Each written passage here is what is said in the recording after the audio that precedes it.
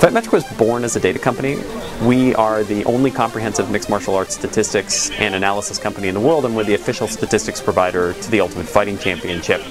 We've come a long way since 2007. At this point we have 100 data points for every single fighter of every round of every fight, and we have full histories for every major organization.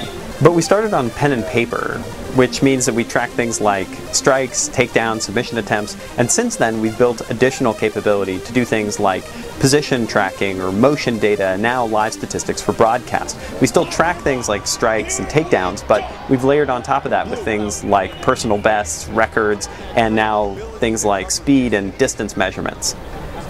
We began providing live broadcast graphics this year for all of UFC's pay-per-views and for their Fox telecasts, and we provide a full-featured clock, which means we do round, time, promos, movies, and of course the in-round statistics, and we also have the ability to do full screens for pre- and post-fight situations. The goal, of course, is not the technology or the data. It's helping the fans experience the sport in a better way.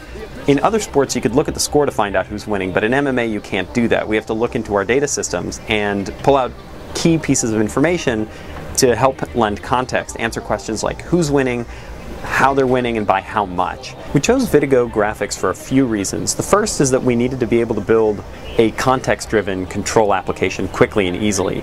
We don't want a situation where our operator needs months of training and templating and things like that. We want somebody to be able to say, I want to show total strikings for both fighters in this fight and hit animate, and that's it. And the reason we can do that is that Flash is a mature technology that was born on the web, so data bindings and animations are things that it does natively. Second, that simplicity means that we can turn around new features really quickly. When we launched our motion product, for example, we discovered very quickly that the best way to display how fighters are moving inside of the octagon is through heat maps, and we didn't have them in the product.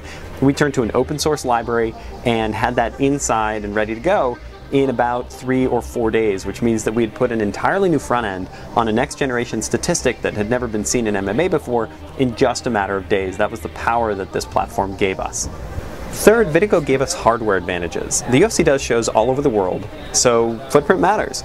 We're able to load this entire system on a laptop and a simple breakout box and put a full primary and a full backup in a case about the size of a standard suitcase, and that means that we can travel a system that does HD SDI, 1080i with 60 frames of output, and all of that with off-the-shelf hardware that's really easy to maintain and replace.